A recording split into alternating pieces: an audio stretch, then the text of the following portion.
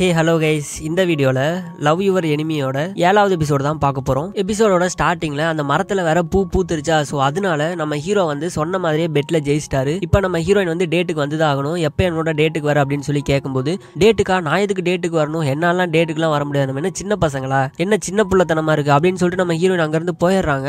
இப்போ அங்க இருக்கிற ஸ்டாஃப்ஸ் எல்லாருமே பாத்துறாங்க, ஸ்டூடெண்ட் எல்லாருமே பாத்துறாங்க. நம்ம சேர்மன் வந்து சவால் விட்ட மாதிரியே அவர் பெட்ல ஜெயிச்சிட்டாரு, எப்போ வந்து நம்ம பிடி டீச்சர் டேட்டுக்கு போறாங்க அப்படின்னு சொல்லிட்டு அங்க இருக்கிற ஸ்டாஃப் முதல் கொண்டு ஆர்வமா இருக்காங்க. எல்லாரும் நம்ம ஹீரோயின் கேட்கும்போது நம்ம ஹீரோயின் வந்து அதெல்லாம் நான் போக மாட்டேன், அதெல்லாம் எனக்கு விருப்பமே இல்லை அப்படிங்கிற மாதிரி சொல்லி சமாளிச்சுக்கிட்டு இருக்காங்க. இப்போ அந்த இடத்துக்கு நம்ம ஹீரோவே வந்துடுறாரு. ஆமா, நேற்று நைட் நான் உனக்கு அவ்வளோ ஃபோன் பண்ணேன், ஏன் நீ ஃபோன் எடுக்கல அப்படின்னு சொல்லி கேட்கும்போது என்னோட ஃபோன் தொலைஞ்சிருச்சு அப்படின்னு சொல்றாரு. சரி ஓகே, எப்போ என் கூட டேட்டுக்கு வருவேன் அப்படின்னு சொல்லி கேட்கும்போது நம்ம ஹீரோயின் சுத்தமா வாய்ப்பே கிடையாது, நான் வரவே மாட்டேன் அப்படிங்கிற மாதிரி சொல்லிடுறாங்க. இப்போ நம்ம ஹீரோ வந்து அவரோட பர்சனல் அசிஸ்டன்ட் இருக்காருல்ல, ஸோ அவர்கிட்ட கேட்கும்போது அசிஸ்டன்ட் என்ன சொல்றாங்கன்னா, சார் ஒன்றும் கவலைப்படாதீங்க, நீங்க உங்க மேல சிம்பத்தி வர மாதிரி ஏதாவது ஒன்று பண்ணுங்க, கண்டிப்பா அவங்க உங்க வழிக்கு வந்துருவாங்க அப்படின்னு சொல்லும்போது சரி ஓகே அப்படின்னு சொல்லிட்டு அன்னைக்கு நைட்டு எல்லாரும் உட்காந்து சாப்பிட்டுட்டு இருக்கும்போது வீட்டுக்குள்ள போகும்போது தாத்தா கூப்பிடுறாரு, வாப்பா சாப்பிடலாம் அப்படின்னு சொல்லிட்டு. இல்ல என்னால முடியல, உடம்புக்கு ஒரு மாதிரி இருக்கு அப்படிங்கிற மாதிரி நம்ம ஹீரோயின் முன்னாடி ஒரு ஆக்டிங்கை போட்டு நம்ம ஹீரோ அப்படியே கிராஸ் பண்ணி போறாரு. நம்ம ஹீரோயின் என்னாச்சு இவனுக்கு, எதனால இப்படி பண்ணிட்டு இருக்கான், ஒருவேளை நம்மளை இம்ப்ரெஸ் பண்றதா இப்படி எல்லாம் பண்றானோ அப்படிங்கிற மாதிரி யோசிச்சுக்கிட்டு, சரி நிஜமாலுமே அவனுக்கு உடம்பு சரியில்லாம போனா என்ன பண்றது அப்படின்னு சொல்லிட்டு நம்ம ஹீரோக்காக கஞ்சிலாம் ப்ரிப்பேர் பண்ணிட்டு அதை எடுத்துக்கிட்டு ரூம்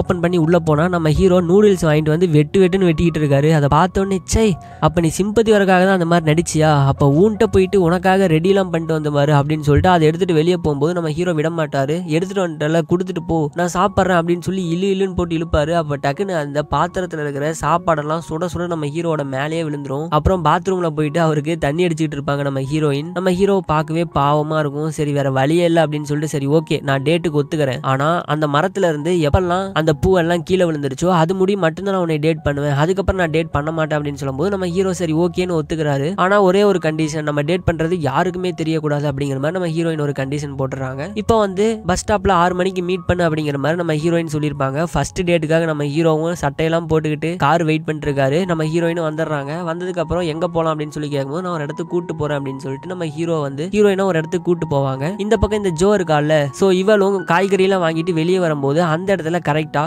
அந்த ஸ்கூல்ல இருக்கிற மற்ற ஸ்டாஃப்ஸ் எல்லாருமே ஒரு கார்ல ஒரு பார்ட்டி பண்றதுக்காக ஒரு இடத்துக்கு கிளம்பி இருப்பாங்க. நீயும் ஆமா போலாம் அப்படின்னு சொல்லி இந்த ஜோவையும் உள்ள இழுத்து பிடிச்சி போட்டு கிளம்பி இருப்பாங்க. இந்த பக்கம் நம்ம ஹீரோவும் ஹீரோயினும் லிஃப்ட்ல போயிட்டு இருப்பாங்க. அப்படி போயிட்டு இருக்கும்போது நீ டேட்டுன்னு சொன்ன, ஆனா பாரு எவ்வளவு தூரத்துல இருக்க, இதுக்கு பேர் தான் டேட்டா அப்படிங்கிற மாதிரி நம்ம ஹீரோ சொல்லிட்டு இருப்பாரு. சரி ஓகே அப்படின்னு சொல்லிட்டு தோள்பட்டையில சாஞ்சிட்டு இவ்வளோ பக்கத்துல போதுமா அப்படின்னு சொல்லும் போது இல்ல அவ்வளோ பக்கத்துல போதாது அப்படின்னு சொல்லிட்டு நம்ம ஹீரோயினை பிடிச்சி கட்டி பிடிச்சிட்டு இது ஓகே அப்படிங்கிற மாதிரி நம்ம ஹீரோ சொல்லிட்டு இருப்பாரு. இப்ப கரெக்டா லிஃப்ட் ஓப்பன் ஆகுது. அந்த ஸ்டாஃப்ஸ் எல்லாம் இருக்காங்களே அவங்களும் கார்ல அதே இடத்துக்கு தான் வந்திருப்பாங்க. ஓப்பன் பண்ண ஆப்போசிட்ல அவங்க நிக்கிறாங்க. எல்லாருமே பார்த்து ஷாக் ஆகுறாங்க. நம்ம ஹீரோயினோட ஃப்ரெண்ட் எல்லாம் விழுந்து விழுந்து சிரிக்கிறா. ஆனா ஜோக்கு மட்டும்தான் ரொம்ப கஷ்டமா இருக்கு, செம ஹேட் ஆயிட்டாவ.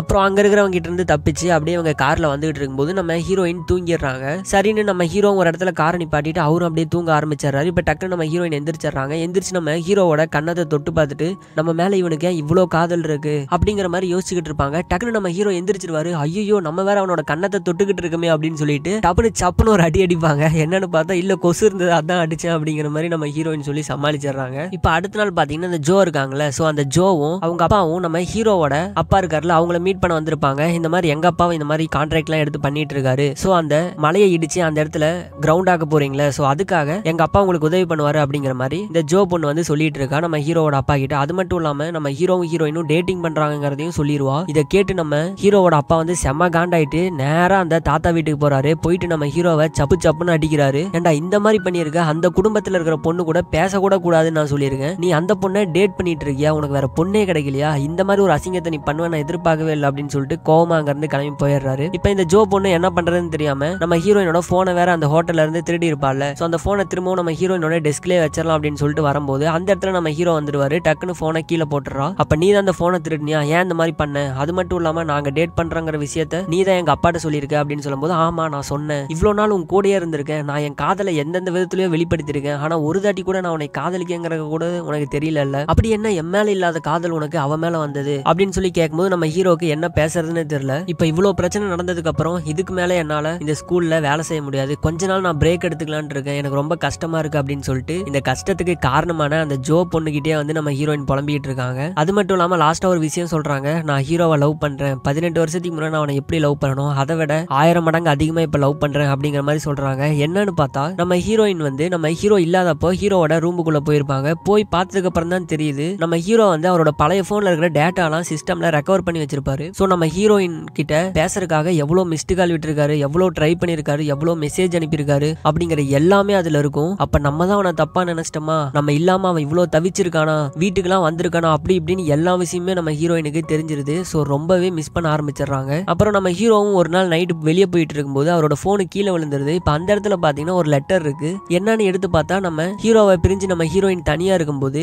நம்ம ஹீரோவுக்காக உருகி உருகி அவங்க ஒரு லெட்டர் எழுதியிருப்பாங்க. சோ அதை பார்த்தோன்னே நம்ம ஹீரோக்கு புரிய வந்துருது ஹீரோயின் நம்ம ஹீரோவை எவ்வளவு காதலிச்சிருக்காங்க அப்படின்னு சொல்லிட்டு. சோ உடனே நம்ம ஹீரோயினை தேடி வெளியே போறாங்க. நம்ம ஹீரோயின் பார்க்ல ஒரு இடத்துல தனியா சேர்ல உட்காந்து இருக்காங்க. சோ அந்த இடத்துல போயிட்டு இவ்வளவு நாள் நான் மிஸ் பண்ணிட்டேன், இதுக்கு மேல நான் உன்னை மிஸ் பண்ண மாட்டேன் அப்படிங்கிற மாதிரி பேசிட்டு இருக்காரு. சோ இந்த இடத்துலயே இந்த 7வது எபிசோட முடிக்கிறாங்க. சோ இதுக்கப்புறம் என்ன நடந்தது அப்படின்னு சொல்லிட்டு அடுத்த எபிசோட்ல பார்க்கலாம். So thank you, by.